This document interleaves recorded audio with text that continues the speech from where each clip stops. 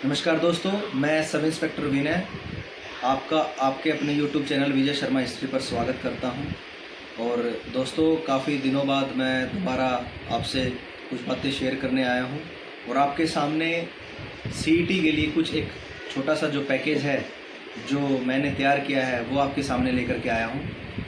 आप सभी को पता है कि जो CET का एग्ज़ाम है वो 26 और 27 जुलाई को होने वाला है, तो उसको मद्देनज़र रखते हुए मैं कुछ स्ट्रेटजी वगैरह जो है एग्ज़ाम क्रैक करने के लिए जो हमने अपने जीवन में अपनाई थी और काफ़ी सारे एग्ज़ाम क्लियर किए थे। और अभी भी एक अच्छी पोस्ट जो है हरियाणा पुलिस सब इंस्पेक्टर की पर कार्यरत हूँ मैं। तो मैंने एक छोटी सी सीरीज़ चलाने की सोची है जिसका नाम है सलाहकार सीरीज़, यानी कि आपको छोटा सा सजेशन दिया जाएगा और ये आपकी मर्ज़ी रहेगी कि आप अपने उस सजेशन के अनुसार अपना वर्क करते हैं या आपको कोई दिक्कत परेशानी है तो उस टाइम आप YouTube चैनल पे नीचे कमेंट बॉक्स में कमेंट करके अपने सुझाव और दे सकते हैं, पूछ सकते हैं कुछ। तो आपके लिए 24/7 जो है वो हम तैयार रहेंगे, मैं और विजय सर दोनों। तो फ़िलहाल मेरे पास देखो इतना टाइम नहीं है कि मैं स्पेशल छुट्टी लेकर के आपके लिए मतलब मैथ्स या केमिस्ट्री या कोई और क्लासेस लेने आऊँ, बट मुझे लगता है कि अभी 7 या 8 दिन बचे हुए हैं, शेष हैं। तो इन दिनों में मैं कुछ अलग से करने की सोची है मैंने, क्योंकि YouTube पे काफ़ी जो टीचर्स हैं, बहुत अच्छे अच्छे टीचर्स हैं, वो आपको पढ़ा रहे हैं, लगातार पढ़ा रहे हैं। सल्यूट है उनको, क्योंकि फ्री ऑफ कॉस्ट आपको वो एजुकेशन प्रोवाइड करा रहे हैं। फिर भी मैं एक छोटा सा जो अपना जो भी मेरी तरफ से सुझाव रहेगा मैं आपके सामने शेयर करना चाहता हूँ। तो दोस्तों, सबसे पहले ध्यान देने की क्या क्या बातें रहेंगी वो आप नोट करिए। भाई, मेरी सीरीज़ आज फर्स्ट सीरीज़ है सलाहकार सीरीज़, इसको आप कल से इम्प्लीमेंट कर सकते हैं जो करना चाहें। दूसरी बात ये भी है कि ये सीरीज़ उन बच्चों के लिए ज़्यादा बेनिफिट रहने वाली है कि जो अपना सिलेबस कर चुके हैं, मतलब एक बार अपना सिलेबस वो कर चुके हैं, किसी भी कोचिंग सेंटर से लगा लो या सेल्फ स्टडी से लगा लो या यूट्यूब से लगा लो। और जो बच्चे सिर्फ़ और सिर्फ अभी तैयारी कर रहे हैं वो भी इस सीरीज़ को अगर देखेंगे तो उनके अंदर काफ़ी हौसले उनके बुलंद हो जाएंगे देखने से। और 26 और 27 का जो CET का एग्ज़ाम होगा वो बहुत अच्छे से उनका एग्ज़ाम होगा, बहुत पॉजिटिव तरीके से एग्ज़ाम होगा। तो सबसे पहले मैं उन बच्चों को कहना चाहता हूँ जो अपना सिलेबस करके बैठे हैं। तो देखो, आपको पता है भी CET जो है, CET एग्ज़ाम के अंदर आपका मैथ्स आएगा, आपका रीजनिंग आएगा, आपका इंग्लिश आएगा, आपका हिंदी आएगा, Haryana GK, GS, GK, current affairs और कंप्यूटर। आपके mainly maths, reasoning, English, Hindi, Haryana GK, general science, GK और करंट अफेयर्स और कंप्यूटर। बेसिकली ये 7-8 आपके सब्जेक्ट पेपर में आने वाले हैं। पेपर के अंदर आएंगे 100 सवाल। 100 सवाल है वो पेपर जो है CET की जो पॉलिसी है वो 95 मार्क्स का भी हो सकता है, 90 का, वो आपको सभी को पता है। बट मेरा कहने का मतलब है 100 सवाल आएंगे। 100 सवाल में से हरियाणा GK का वेटेज आपको पता है 25 मार्क्स का होता है। मैथ्स है 10 से 15 नंबर, रीजनिंग है 10 से 15 नंबर, इंग्लिश है 5 नंबर, हिंदी है 5 नंबर और GS है बाकी जो बच गए, और कंप्यूटर है आपके 5-1 सवाल जो है कंप्यूटर के भी आते हैं। सबसे इम्पोर्टेंट बात क्या है, अब जितनी भी यूट्यूब पे क्लासेस चल रही हैं, मैं स्पेशल उन बच्चों को कहना चाहता हूँ जो अपना सिलेबस कर चुके हैं और अभी फ़िलहाल रिवाइज़ कर रहे हैं और CET के अंदर एक अच्छा रैंक लाने की सोच रहे हैं, वो इस सीरीज़ पे बड़ा ध्यान देंगे। तो कुछ बातें मैं अब शेयर करूँगा आपसे उन बच्चों के लिए। देखो भाई, सबसे पहले अब मैं उठाता हूँ मैथ्स को, जो कि आपका 10 से 15 सवाल आएंगे मैथ्स के अंदर। अब मैथ्स आप सभी को पता है कि मैथ्स के अंदर भी पार्ट होते हैं। एक होता है आपका बेसिक मैथ्स, यानी कि सिंपल मैथमेटिक्स, जिसमें percentage, time and work, ratio proportion, mixture allegation, compound interest, simple interest यानी ब्याज के सवाल, साझेदारी, पाइप सिस्टम, नाव और जो आपकी धारा है, इनसे रिलेटेड जो है वो क्वेश्चन आते हैं। दूसरा पोर्शन आपका है नंबर सिस्टम का पोर्शन। नंबर सिस्टम में सारे के सारे आ जाते हैं आपके नंबर ऑफ जीरो या कोई अक्सर कितनी बार आएगा, या जितने भी छोटे मोटे सवाल हैं जो भी नंबर सिस्टम के अकॉर्डिंग है, HCF, LCM के, वो इसमें आते हैं। तीसरा आपका जो एडवांस मैथ का हिसाब है, उसके अंदर देखो आप अलजेब्रा आता है आपका, उसके अंदर आपका ज्योमेट्री आती है, ट्रिग्नोमेट्री आती है और मेंसुरेशन आती है। अब अपने मैथ्स को आप पार्ट में डिवाइड करिए, यानी कि आप 4 पार्ट में अपने मैथ्स को डिवाइड करिए भाई। अभी आपके पास 7-8 दिन, आप मैथ्स को बाय पार्ट करें। ध्यान देना, मैथ्स को बाय पार्ट करें और कोशिश करें कि एक दिन के अंदर, अब सबसे पहले मैथ्स आपने ये देख लो भी मैंने 4-5 दिन में मैथ्स को कर देना कैसे भी तरीके से, क्योंकि आपने पहले वो पढ़ी हुई चीज़ें, ज़्यादा टाइम वेस्ट नहीं करना भाई, बार बार चीज़ों को देखे जाओ, ऐसा नहीं करना। उसके अलावा भी मैं आपको कई चीज़ें बताऊँगा। तो मैथ्स को आपने करना बाय पार्ट्स। जैसे आप कल की बात करें, अगर हम कल से स्टार्ट करें इस बात को, तो कल सबसे पहले अगर मैं मैथ्स की बात करूँ तो मैथ्स में आप कोई भी पोर्शन उठा लो, नंबर सिस्टम उठा लो आप पूरा कंप्लीट नंबर सिस्टम में आपको ये नहीं भी हर सवाल करके देखना। जैसे मैं अपनी थ्योरी बताता हूँ, भाई मेरा ये था कि जैसे मैंने कोई भी बुक 2-3 बार हम पढ़ ही देते हैं पहले, जब तैयारी करते हैं, जब टीचर से पढ़ते हैं, समझते हैं और हम नोट्स भी बनाते हैं उसके, और जो सवाल नहीं आते शायद उस पर हम अपना सर्कल भी करते हैं, स्टार भी लगाते हैं। भाई इस पॉइंट पे हमें जब तैयारी करेंगे या पेपर नज़दीक आएगा तो ज़्यादा फोकस करना है। तो आपने करना क्या है भाई, आपने जो मैथ्स है उसका नंबर सिस्टम पकड़ लो आप। यानी कि कल आपका, अगर मैं बात करूँ कल से, अगर हम स्टार्ट करें अपनी बात को, तो कल मैं मैथ्स के अंदर आपको टारगेट दे रहा हूँ छोटा सा। कल मैथ्स के अंदर टारगेट दे रहा हूँ, आप दिन के अंदर 10 से 12 घंटे आपने लगाने हैं। मतलब 10 से 12 घंटे तो आप मेरे ख्याल में करते ही हैं जो अच्छी तैयारी कर रहे होंगे। मैथ्स के अंदर आप करें कल नंबर सिस्टम, और 4 घंटे करें कम से कम। यानी मैथ्स को आप 4 घंटे मैथ्स पढ़ें, कल नंबर सिस्टम करें। 4 घंटे मैथ्स करो, नंबर सिस्टम करो। जो क्वेश्चन आप कर चुके आपको आता है उसको दोबारा करने की ज़रूरत नहीं है। जो आपको नहीं पता क्वेश्चन उसको एक बार करके देख लो, कोई दिक्कत नहीं, एक बार आपके हाथों से निकल जाएगा, दिक्कत नहीं आएगी। नंबर सिस्टम के अंदर भी मैं बता देता हूँ, कुछ पोर्शन 11th-12th के भी हैं भाई।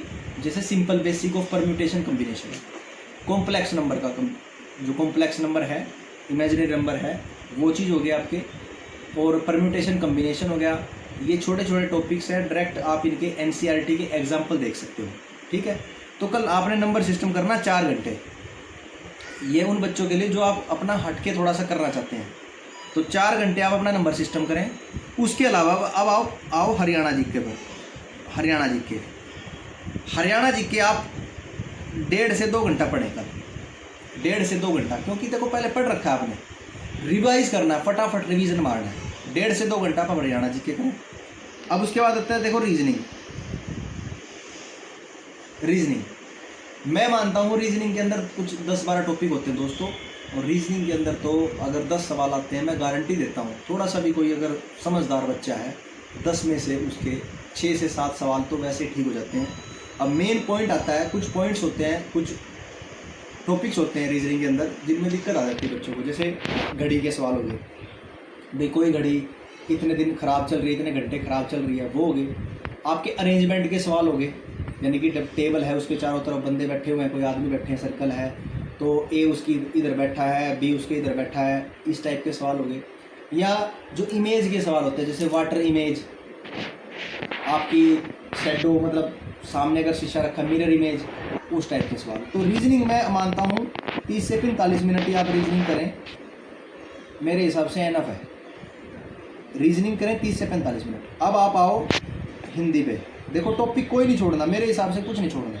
हिंदी अब सुन लो। हिंदी के अंदर सबसे ज़्यादा गलतियाँ कहाँ करता है बच्चा? हिंदी के अंदर करता है चीज़ों को पढ़ने में। हम ये सोच लेते भी हिंदी है 5 नंबर की आएगी, 5-6 क्वेश्चन आएंगे, 2-3 तो वैसे ठीक हो जाने हैं। देखो दोस्तों, अगर टॉपर बनना है ना तो सवाल नहीं गलत होना चाहिए बिल्कुल भी, आपको हर चीज़ में से निकलना पड़ेगा।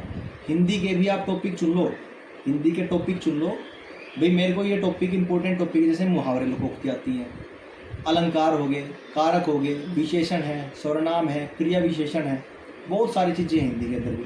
तो अपना एक सिलेक्टिव पोर्शन बनाओ, आप खुद ही बनाओ भाई, मेरे को हिंदी के अंदर ये 2 टॉपिक करने हैं। और कोई भी हिंदी ग्रामर की बुक उठाओ, मार्केट से ले लो या आपके पास रखी होगी, 8वीं क्लास की बुक होगी, तो हिंदी व्याकरण की कोई भी बुक, उस हिंदी व्याकरण की बुक को मैं मानता हूँ कि आप वही 30 से 45 मिनट पढ़ोगे तो आपके 2-1 चैप्टर आप आराम से निकाल दोगे, कोई दिक्कत वाली बात नहीं है। तो हिंदी भी मैं कह रहा हूँ 30 से 45 मिनट आप पढ़िए। अब देखो मैं आपको टाइम गिनवाता हूँ एक बार। देखो मैथ्स में इसलिए 4 घंटे बता रहा हूँ दोस्त, वो आपकी मर्जी है, 3 घंटे पढ़ो आप, कोई दिक्कत नहीं। मैथ्स में इसलिए बता रहा हूँ, मैथ्स से हमेशा कॉन्फिडेंस आता है मेरे भाई।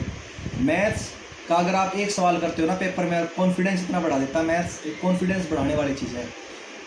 हरियाणा जीके है, ये जो चीज़ें हैं जीएस की चीज़ें आपको पता है, जो सवाल आपको आता है ना वो आप तुरंत कर दोगे। उसके अलावा जो आपको नहीं आता ना उस पर आप माथा पकड़ के बैठ जाते हो। पर मैथ्स एक ऐसी चीज़ है, आप घूमते रहोगे, दिमाग में घुमाते रहोगे, अगर कोई क्वेश्चन आपका निकल गया ना, वो क्वेश्चन निकलने के बाद 2-3 क्वेश्चन आपके तुरंत उड़वाएगा वो। क्योंकि मैथ्स हमेशा क्या करता है, मैथ्स हमेशा बूस्ट करता है चीज़ों को, मैथ्स बूस्ट करता है। इसलिए मैं मैथ्स का 4 घंटे आपको बताया है। आप 4 घंटे पढ़ो, 3 घंटे पढ़ो, वो आपने अपना एक पोर्शन निपटाना है, ठीक है। तो 4 घंटे ये हो गए हरियाणा जीके के, 2 हो गए, 4 और 2 6, 6 के बाद 45 मिनट रीजनिंग के हो गए, 45 इसके हो गए, 7.5 घंटे हो गए आपके। कितने हो गए? 7.5 घंटे। अब आ जाओ आप इंग्लिश पे, इंग्लिश पे आ जाओ, ठीक है। 6 और 1.5 आपके 7.5 घंटे हो चुके। इंग्लिश पे आ जाओ। इंग्लिश से बिल्कुल भी नहीं घबराना। मैं अपनी खुद बताता हूँ, जब 2015 में मैंने पहली बार सीपीओ का एग्ज़ाम दिया था तो उसमें 200 नंबर की इंग्लिश आती है, 200 नंबर की इंग्लिश आती है। तो सीपीओ के अंदर क्या होता है, प्री और मेंस होते हैं।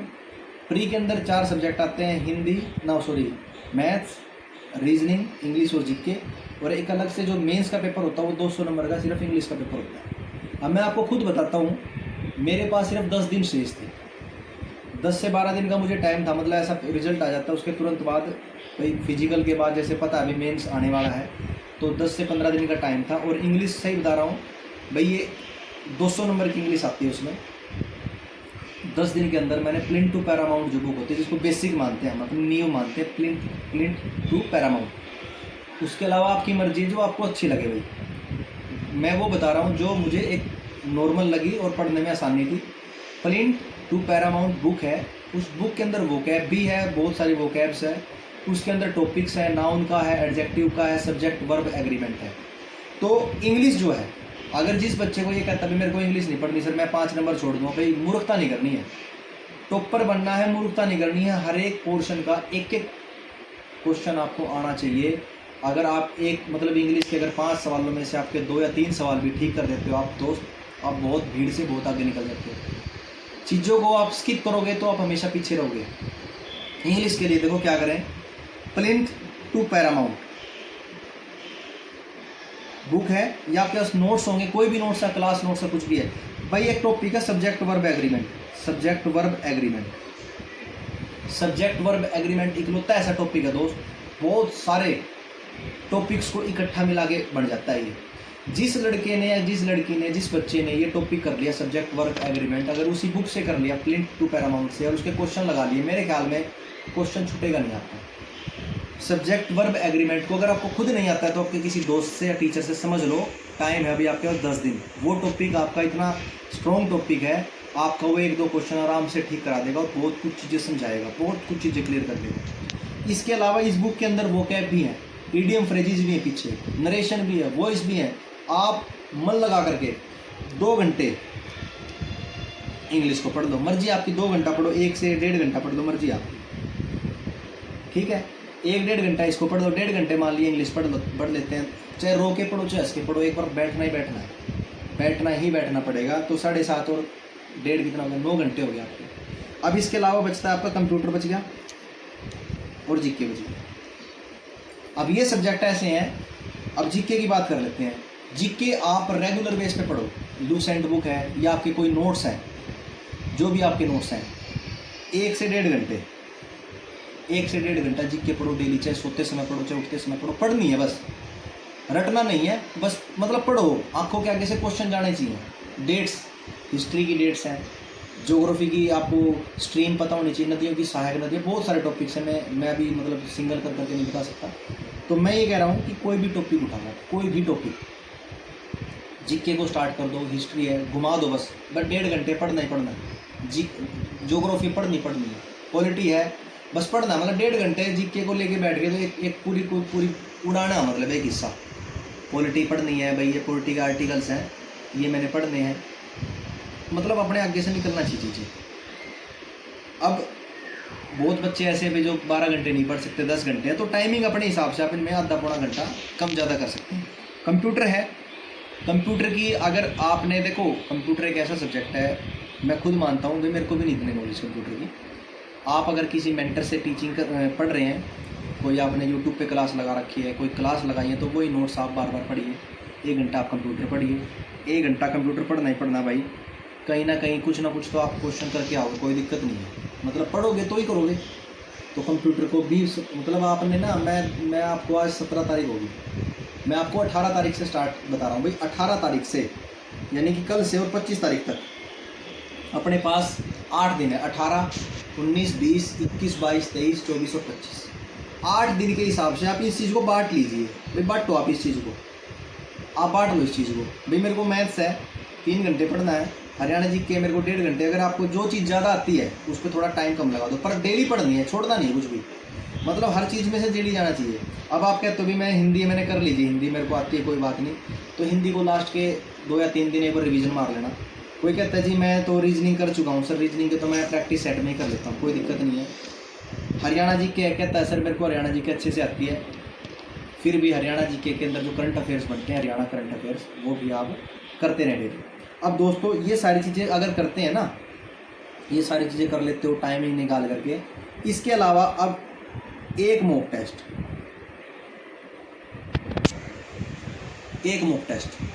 यानी कि प्रीवियस ईयर पेपर ले लो या मॉक टेस्ट, कोई मार्केट में आए होंगे या आप जिस सेंटर में पढ़ाई कर रहे हैं उन्होंने सीरीज लगा रखी होगी, वो मॉक टेस्ट आपने देने हैं। डेली 1-2 रिवीजन करो। मैं गारंटी से कह रहा हूँ भाई, अगर एक अच्छे से डिसिप्लिन से, पंचुअलिटी से और कंसिस्टेंसी से अगर एक अच्छा टाइम टेबल फॉलो कर लेते हो ना दोस्त, मैं गारंटी देता हूँ 26 का पेपर हो या 27 का पेपर हो या किसी भी सब्जेक्ट का पेपर हो, कोई दिक्कत नहीं है, आपका सिलेक्शन कोई नहीं रोक सकता। तो एक मजबूत इरादा रखना पड़ेगा आपने। दोबारा मैं बता रहा हूँ, अपने हिसाब से सब्जेक्ट चुन लो भाई, मैं पहले ये सब्जेक्ट करूँगा या करूँगी, मैं टेस्ट इस टाइम देना है। यानी कि 10 से 12 घंटे का रूटीन बनाओ आप, 10 से 12 घंटे का, जिसमें कि आप कोशिश करो 8 घंटे सोने की, अच्छी नींद लो 8 घंटे भाई। आप 10 बजे से आप, कोई कहता है मेरे को रात को पढ़ना है सर, कोई कहता है मेरे को रात को पढ़ना है, तो मैंने आपको कहा था कि भाई 8 घंटे की नींद आपके लिए एनफ है। ये 10 दिन बचे हैं आपके पास सिर्फ। 10 दिन बाद अगर आप एग्ज़ाम दोगे और एग्ज़ाम के बाद आप स्कोर देखोगे और अगर अच्छा स्कोर आपका आ गया, तो मैं आपको बता रहा हूँ, आपको खुद यकीन नहीं होगा कितनी अच्छी अच्छी पोस्टें बना रखी हैं HSSC ने, बहुत ज़बरदस्त। मैं एक सब इंस्पेक्टर की पोस्ट लेके बैठा हुआ हूँ, इससे भी बेस्ट पोस्ट है दोस्त, फूड सप्लाई इंस्पेक्टर की, आपकी कोऑपरेटिव सोसाइटी इंस्पेक्टर की, एग्रीकल्चर इंस्पेक्टर की, आपकी टूरिस्ट विभाग के अंदर मतलब मंडी सुपरवाइज़र, मतलब ऑक्शन रिकॉर्डर, बहुत ज़बरदस्त पोस्ट हैं। आप बहुत मेहनत करो बस, ये 8-9 दिन है आपके पास, आपका ये लगा लो अभी तक की सारी मेहनत एक तरफ और ये 8 दिन की मेहनत एक तरफ, इतना कर दो आप। मैंने आपको जो भी टाइम टेबल बताया है अपने हिसाब से, मैं आपको ये नहीं कहता कि भाई आप मैथ्स को 4 ही घंटे पढ़ो। आपने अगर कोई चीज़ कर रखी है तो थोड़ा कम, मतलब उसको आप टाइम को मैनेज कर सकते हो, पर करें हर सब्जेक्ट करें। ये नहीं भाई ये नहीं छोड़ना कि भाई ये सब्जेक्ट तो 5 नंबर का है, मैं इसको क्यों पढ़ूँ भाई, कंप्यूटर तो मेरे माथे ही नहीं लगता तो मैं इसको क्यों पढ़ूँ। दोस्त मैं आपको यही कह रहा हूँ कि अगर कंप्यूटर के 5 सवाल आते हैं या 7 सवाल आते हैं, अगर आपके उसमें से सातों या 5 सवाल नहीं हुए तो आप कितना पीछे चले जाओगे। अगर आपके अंदर 2 क्वेश्चन भी हो गए तो आपके अंदर खुद ही पॉजिटिवनेस आ जाएगी। तो Hindi, English, computer, GK, Haryana GK, current affairs, maths, reasoning, सब के सब आपने डेली बेसिस पे पढ़ने हैं। दूसरी बात, टाइम निकालना है, एक मॉक टेस्ट ज़रूर देना है, एक मॉक टेस्ट तो देना ही देना है, कुछ भी हो जाए चाहे। मतलब कि आपके सब्जेक्ट, कोई बात नहीं, आपका एक सब्जेक्ट पढ़ना रह गया आज, आप मॉक टेस्ट ज़रूर दो। उस सब्जेक्ट को सुबह कर लो, कल कर लो, पर मॉक टेस्ट आपने ज़रूर देना है। मॉक टेस्ट से आपको अपना पता लगता है कि भाई मैं कितना पानी में हूँ या मेरा कितना डर है। डर आपको निकाल लेगा मॉक टेस्ट, जो डर आपका निकलता है ना वो मॉक टेस्ट से निकलता है। आपने टेस्ट देना ही देना है। दूसरी ओर मैं बात बताता हूँ भाई, ये एक बड़े काम की बात है, मेरी बात से कोई भी मतलब इसको बड़े उसमें मत लेना। जो यूट्यूब पे आजकल वीडियो चल रही हैं, वो चाहे हमारे चैनल पे चल रही हैं चाहे और दूसरे यूट्यूब चैनल पे चल रही हैं, भाई वो जो वीडियोज़ हैं वो उन बच्चों के लिए बेनिफिशियल नहीं हैं। दोबारा, किन बच्चों के लिए बेनिफिशियल नहीं है? जो लंबी लंबी मैराथन आजकल चल रही हैं या जो क्लासेस चल रही है, वो उन बच्चों के लिए बेनिफिशियल नहीं है जो अपना सिलेबस करके बैठे हैं। यानी कि जो अपना सिलेबस करके बैठे हैं और वो यूट्यूब पे वीडियो देख रहे हैं, मैराथन देख रहे हैं, तो मैं उनको एक अच्छा स्टूडेंट नहीं मानता भाई। क्योंकि जो यूट्यूब पे वीडियो होती हैं, मान लो कोई भी, मान लो मैंने ही अगर एक क्वेश्चन आपको कराया, उस क्वेश्चन को समझाने में मैं 2 मिनट ले लूँगा, और अगर वही 2 मिनट आप अपने घर पे रिवीजन कर रहे हो किसी चीज़ का, तो 2 मिनट में आप, मैं ज़्यादा नहीं कहता, 7-8 सवालों में से निकल जाते हो। क्योंकि आपके अंदर जो है करेज इतना ज़्यादा है, आपके अंदर मोटिवेशन इतना ज़्यादा है कि भाई मुझे सिलेबस करना फटाफट। तो वो जो यूट्यूब पे वीडियो है वो उन बच्चों के लिए हेल्पफुल है जो बच्चे जिन्होंने अपना सिलेबस नहीं किया है, जो पढ़ रहे हैं, डेली बेसिस पे काम कर रहे हैं, तो वो यूट्यूब पे वीडियो देखें। बट जो अपना सिलेबस करके बैठे हैं वो यूट्यूब की वीडियोस के भरोसे ना रहें। टोटली टाइम वेस्ट है मेरे भाई। आप 10 घंटे की मैराथन देख लेना, 12 घंटे की मैराथन देख लेना, कोई फ़ायदा नहीं है। जो आपकी क्लास नोट्स हैं वो पढ़ो, या जो आपको कोई टॉपिक नहीं आता तो यूट्यूब पे स्पेशल उस टॉपिक का नाम लिखो और उसको करो, ठीक है। तो ये सीरीज़, सलाहकार सीरीज़ मैंने आप सभी के लिए बनाई है। तो ये सीरीज़ है, आप डेली अगर थोड़ा सा ये 10-15 मिनट है जो 2 की स्पीड पे करके वीडियो को देखना ज़रूर। क्योंकि मुझे इतना पता है दोस्त, ये जो छोटी छोटी ये जो कैप्सूल्स होते हैं ये ज़िंदगी के अंदर बहुत बड़ा प्रभाव डालते हैं, ठीक है। तो मैं अपना एक्सपीरियंस बता रहा हूँ कि मैंने जो 7-8 एग्ज़ाम, 8-10 एग्ज़ाम जो मैंने क्रैक किए थे, वो छोटी छोटी स्ट्रेटजी क्या थी क्या नहीं थी, तो वो चीज़ें मैं आपको बता रहा हूँ। तो एक छोटी सी सीरीज़ है आपके लिए, सलाहकार सीरीज। तो कल से इस चीज़ पे आप स्टार्ट करिए अपना काम करना। और जो भी आपको कोई दिक्कत है, कमेंट बॉक्स जो है उसमें लिखिए आप। कुछ चीज़ें हम बताने की कोशिश करेंगे, कुछ आपसे पूछने की कोशिश करेंगे। हमारा प्रयास क्या है, सिर्फ़ और सिर्फ आपका सिलेक्शन, जो आपके घर के अंदर जो बेरोज़गारी का टैग लगा उसको ख़त्म करना और आपको आपकी मंजिल तक पहुंचाना। धन्यवाद दोस्तों, जय हिंद, जय भारत। और वीडियो को ज़्यादा से ज़्यादा शेयर करना आप।